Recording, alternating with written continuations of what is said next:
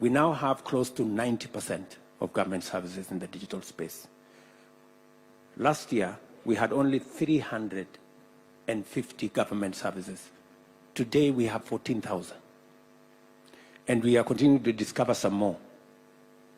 In fact, when we started, we thought we had 10,000 government services. We discovered that there were more than 10,000 because of what my good brother there has said, data. Now we are building a bigger ecosystem of data. We can make decisions with clarity. We can make decisions with specificity. You know, we can know we are intervening here. Let me give you an example. We decided to register all farmers. 5,000 farmers of them we now have on our digital space. And we decided for the first time to distribute fertilizer using an e-voucher. The results are amazing. For the first time, we didn't have the kind of pilferage, theft, corruption that always accompany distribution of fertilizer. So we are already getting value for leveraging on technology. Let me also say that, you know, Konza and the Silicon Savannah is not a place. It is not a river. It is a mindset. It's a whole, you know, it's a whole thinking. So, you know, sometimes I find people, they go and lock themselves up in a concert in at the river. That's not what it is. It is the whole ecosystem that we are building around technology. In fact, we just found partners to do the data centers, which will be in Naivasha. We are leveraging on the green energy to sell data centers as a green product from Kenya. It is the only place you will have green data, and we are going to make this available globally. So that whole space, I don't know, I think I have said too many things. I'm just trying to give you the buffet of what we are doing in the technology and digital space. Just before I came to this meeting, we were having a conversation with my CS for health on how we are going to digitize, actually the journey for digitization of our health records. Because we need to make health records portable. We need to make the whole health ecosystem, from commodities, prescriptions, claims, interoperable, so that it becomes a lot easier. And in the process, we will gather a lot of data on prevalence of diseases, what do we do with our commodities. KEMSA is going to be a different place after we digitize that whole ecosystem. In fact, by June next year, you will have a different experience with our health provision, again, because of technology. And that's the reason why we have big pushback from people who do not want us to digitize health. That's why they've gone to court, you know. They want to stop us because they run remote hospitals, hospitals that do not exist. We were being briefed about a hospital in Kinoo that is doing more surgeries than Aga Khan and Nairobi Hospital combined. You know? So I sent my CS, can you go and look at this miracle place? You know? And those are the people who have gone to court because they don't want us to digitize the space so that they can continue to game NHIF. I promise you, we will stop them. And we are going to digitize this place. So technology is going to be a big part of our, and we will need people like Joel, to work with us. We can leverage on their knowledge, their expertise to drive our own agenda here at home.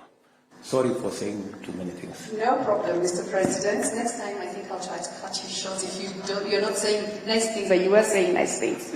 And I will say, Mr. President, I think it is clear in everything that there are some people who thrive in chaos, and they create chaos so that they can thrive.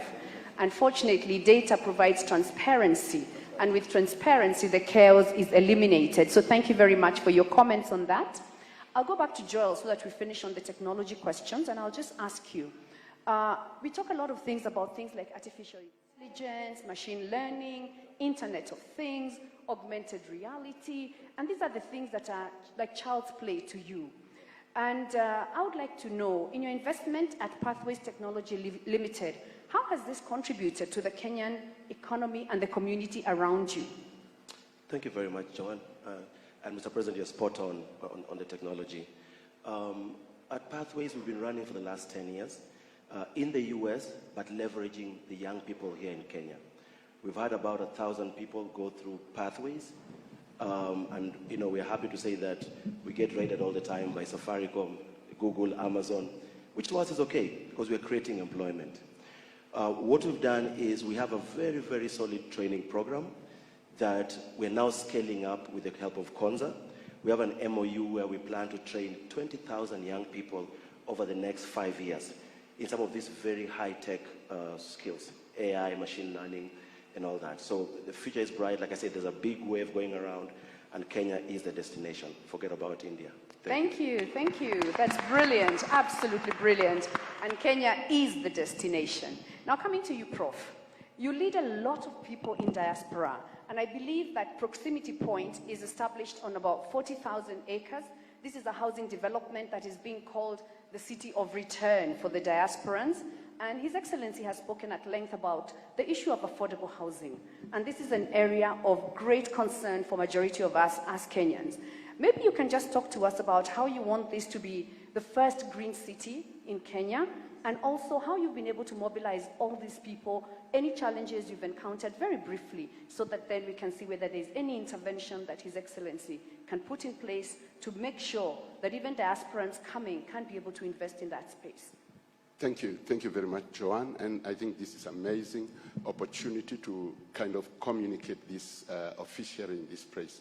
So before we actually articulated how to come back, because some of us have been in the diaspora personally over 32 years, and we feel that it's a time for us to engage with the country. So we formed an organization which is called One Voice Consortium. One Voice Consortium has over 110 organizations across the board, and that's in the entire diaspora.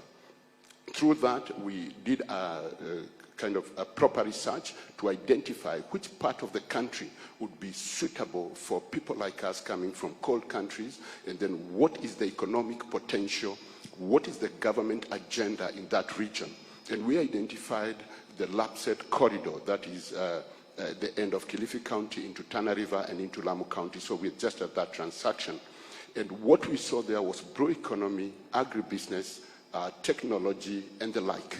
We also identified that in one of the sub-counties that we'll be working in was the poorest county in the whole country. And for the diaspora, remittances was not enough. We wanted to be participants of strict, clear transformation. So through One Voice Consortium, we mobilized. We've traveled across the entire diaspora communities. And just last month, I spoke to over 2,000 Kenyans in Dallas, Texas. And how we mobilized that is kind of saying we have younger generation that has no historical, traditional attachment to Kenya. How can we create an atmosphere for them that makes them attracted? They earn 10 times more than we earned when we went to the diaspora. So the strategy is to work with this generation, create resources, especially through the industrial park, to enable them invest, not necessarily emotionally, but because they can see the returns on their investment. So our prayer to the government is that we get proper documentation, a special economic zone, so that we are able to channel directly our billions of dollars into Kenya and then rechannel them into the rest of the country. Excellent, excellent. And I think you had a point in terms of the ease of doing business, where we would get accelerated services, where even if it was a premium service, people coming in from diaspora could process, for example, land titles, etc., in an expedited manner so that they can then invest effectively. Mr. President, would you have a comment? It's, in fact, we, in the whole space of delivery of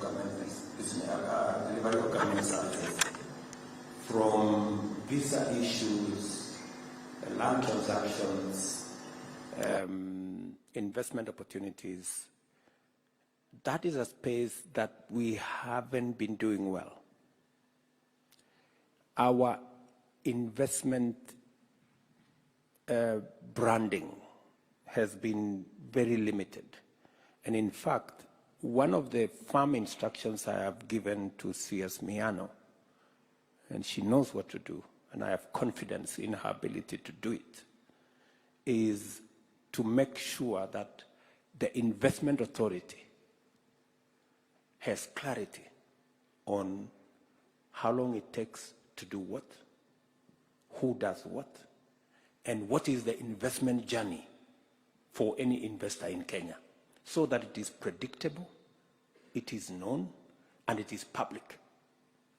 That is the correction we are making. So if you give us just another couple of months, we should be clear, because that is the space that we haven't done very well.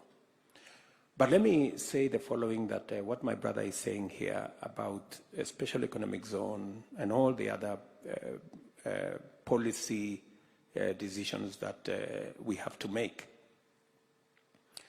If you look at today's newspaper, we have in the today's newspaper an advertisement to put infrastructure and the first phase of 6 special economic zones in Kenya that have already been gazetted. The 6 special economic zones are targeting opportunities like the one my brother here is talking about. Export-led, incentivized investments. We are targeting FDI on one side. We are targeting exports of different products on the other hand, and we are building an ecosystem that will facilitate, fast track, enable that to happen fast. So we have a special economic zone here in Thika, we have one in Sagana, we have one in Nakuru, we have Dongo Kundu, we have Naivasha, we have Busia, we have Eldoret. We are looking at other opportunities in different parts of Kenya. So, but it has to be targeted, and we need to know what are we trying to achieve. For example, the one in Thika, our focus is going to be pharmaceutical companies. We want to be specific so that, because we still import 70% of our pharmaceutical commodities and products to Kenya. And it is part of the reason why I was having a conversation last week with Prime Minister Modi, because we are importing almost 50% of all those products from India. And my conversation with him was, we cannot continue doing this. He has to mobilize his companies to come and invest in Kenya with Kenyan companies, to employ Kenyans, and to produce products for Kenya and for Africa from Nairobi or from Kenya. So this is the conversation we're having. I think that's a really good initiative. Mr. President, I want to pass you short. I just thought that was really great. Healthcare has been a thorn in the flesh of Kenyans, and if we don't deal with it, we have a serious challenge going forward. And with them coming here to set up companies, we create jobs, and at the same time, we deal with the problem that we are facing. So thank you, Mr. President. And you also referenced the issue of foreign direct investment and also exports. And so I segue directly into our next panelist, Thenya. Thenya, you have single-handedly created a luxury business. And this business, you have been at the Oscars with your fish leather bags. And we know that the BBC has said that as a partnership between the Kenya government and the Oscars, your bag was featured, and actually it was selected as the one to be used by Viola Davis. So given that light of resounding success, putting brand Kenya on the map as an exporter, can you talk to us about the challenges that you have identified that could unlock significant growth opportunities for Kenyans exporting high-end goods to various markets? Thank you, Joanne. Thank you, Mr. President. I'm also really honored to be one of the youngest panelists here, so don't mind if I'm a little bit nervous. Challenges would be definitely funding. There's a lot of funding for the creative industry, but foreign funding. We don't have a lot of local support, so that would be great if we could get funding. Another thing I'd also say is there seems to be an issue finding quality leather. So if we could improve the circulation and distribution of quality leather within the country, it would be great. We'd be able to grow an already thriving leather value chain, so that stakeholders like myself are not looking outside to places like South Africa to start importing cowhide. Like, I have people on a wait list because they want the cowhide bags, but I can't access cowhide. Other challenges would also be just getting younger people into the workforce.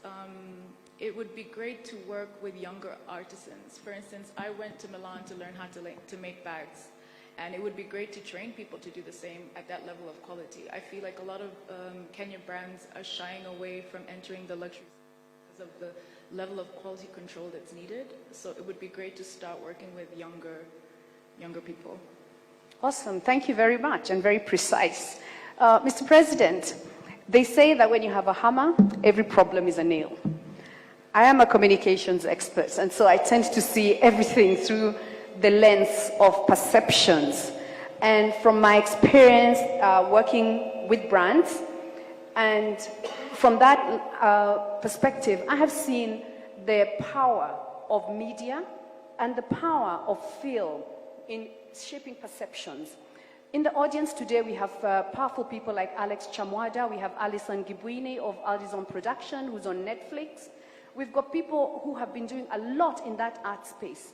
And I was just wondering, segueing on from Fenya's comments, in positioning Kenya through our products for export, what are we doing to support the use of a uniquely Kenyan look and feel or brand presence, so that when we sell our products, we've got a stamp of quality that says, when you buy this product, this is what you're getting. Similar to what we have seen, for example, with countries like Germany, where when you hear it's German-made, straight away they're telling you it's quality. What are we doing in terms of Kenya as a country, as a brand, and what should we be doing, or what can we do with you, Your Excellency? Much. Listening to Ndenya, you know, she's saying what I should have said. She's so right, you know, she's so right. Leather is one of the lowest hanging fruits that we have. Why? Kenya is the third largest holder of livestock in Africa. We have the third largest herd, Kenya. And we are still importing everything leather. What are we doing with our, and by the way, we slaughter about 3 million heads of livestock every year, from cows to camels and sheep and goats, yeah?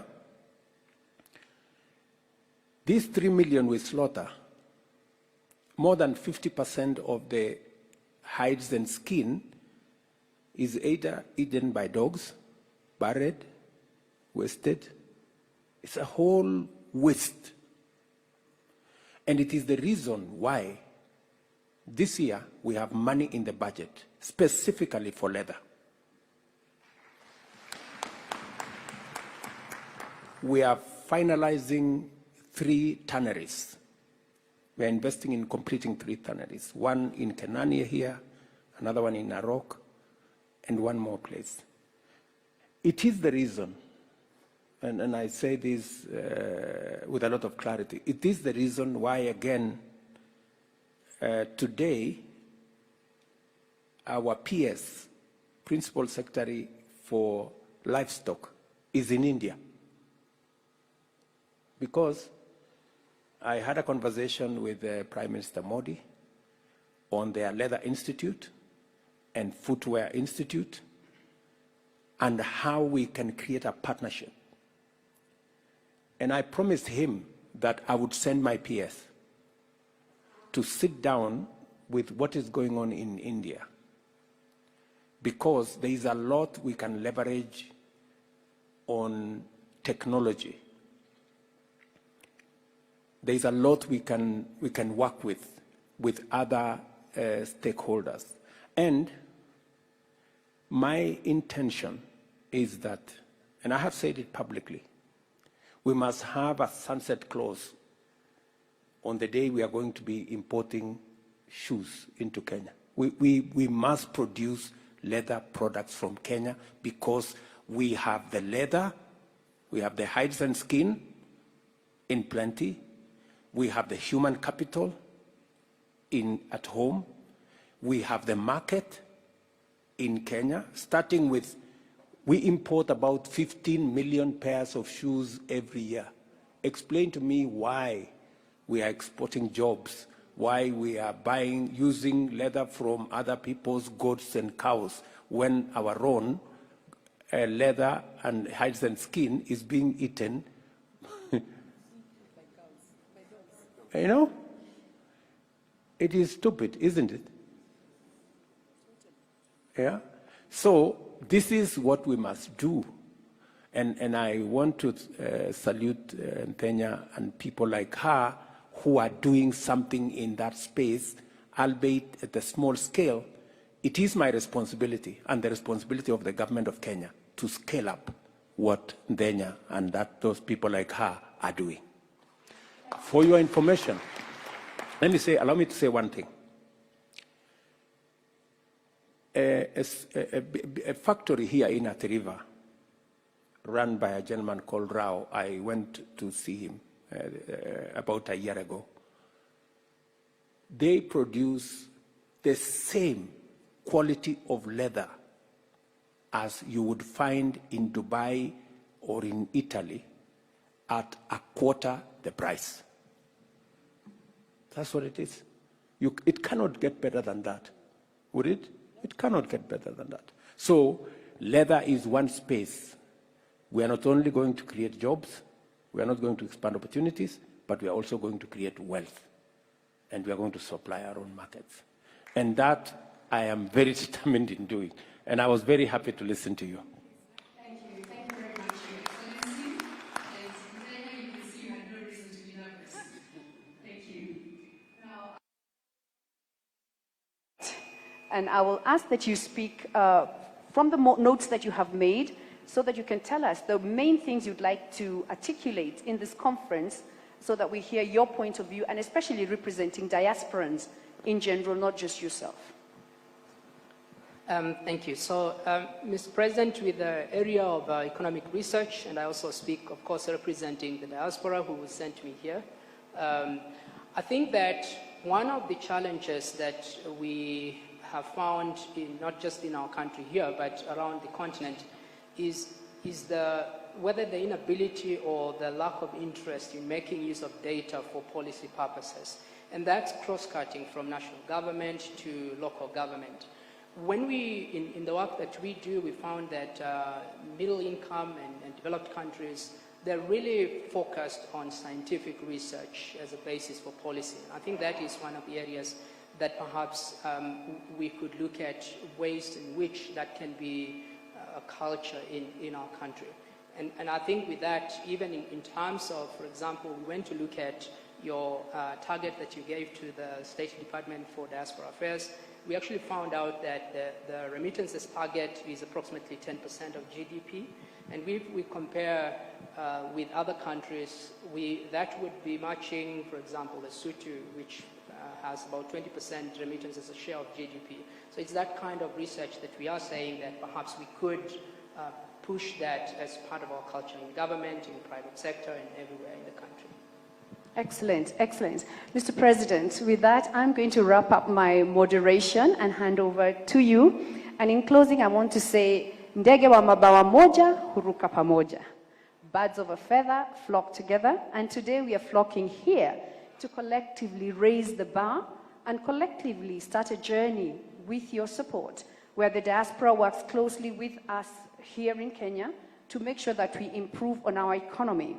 And as I close, a little tongue-in-cheek, perhaps, Mr. President, you're very articulate in expounding your policies, the way you see the future, and everything to do with any question that you are asked. I will ask a question. Why is it that we are not getting that level of articulation trickling down to the bottom so that we get a more positive vibe across the country? Thank you very much, Mr. President.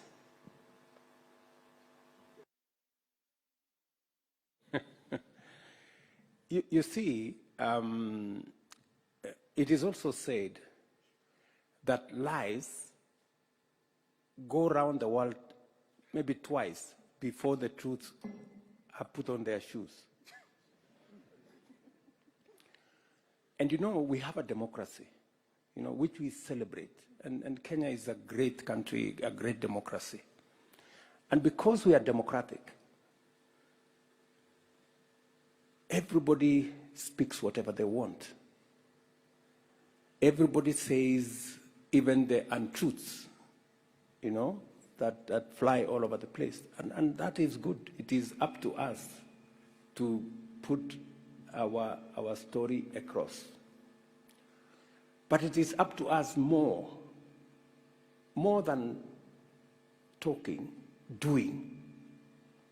And I am very focused on making sure that we do what we have to do. You know, we will continue explaining. For example, I will have an occasion with the media, God willing, this Sunday. I want to explain to the people of Kenya, the whole space, where are we going, what are the challenges, what are the opportunities, how do we get to where we were going? Because I am very confident in the peoples of Kenya understanding and appreciating where we need to go. That's why I was elected.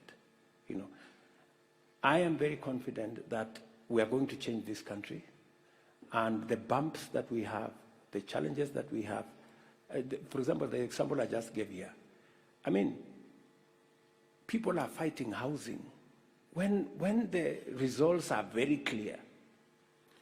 I even saw the other day the leader of opposition saying, why is Ruto exporting too many people from Kenya?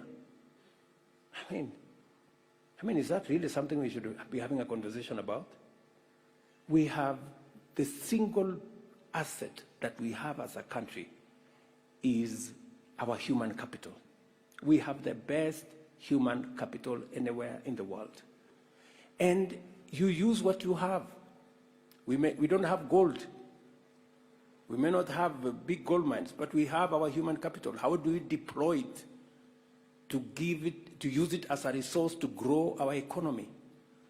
I have been intentional. I have been deliberate. I have given targets to Roslyn there.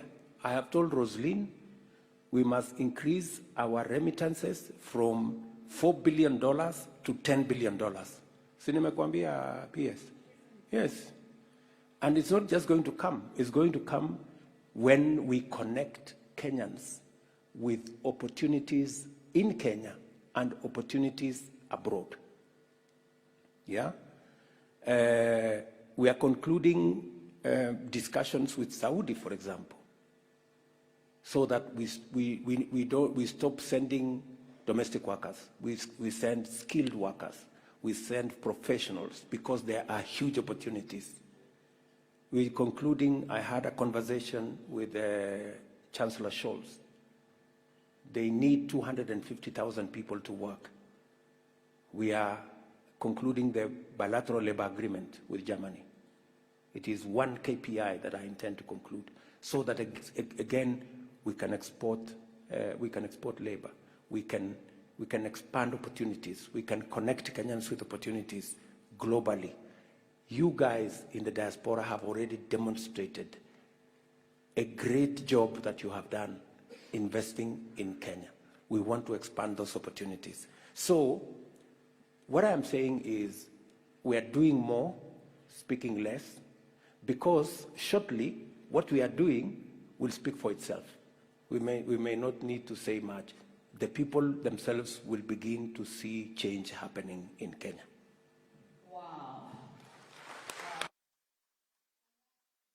I want to really, really thank my amazing panelists for that really engaging and invigorating discussion. Mr. President, you've added great value to the panel, and I'm so delighted that you have joined us. And so we thank you very much and close this session so we can hand over back to the organizers. Thank you very much, Mr. President. I know I would have added more value by sitting here and engaging, maybe answering some questions from you guys. Unfortunately, I wouldn't have that moment because I have another assignment and I have a cabinet meeting immediately after this. But there will be many other leaders. There will be many other ministers and PSS and professionals working in this administration that will come and speak to you. And I will have another occasion, as I said, to engage with you as we all of us make our contribution towards making our country great. So to all of you, nimesema asante sana, mimi nawatakia heri, nawatakia baraka, and thank you very much for coming to share your ideas and your suggestions in this conference so that you can inform the policy position of the government of Kenya. We don't just see you as people who have come to invest. We also want to pick your mind on many other aspects on how best we can do this together as government and as members of the diaspora and as Kenyans in general. Asanteni sana. Excellency will exit through this door. If you don't mind, Excellency, just a quick picture for posterity for the sake of this.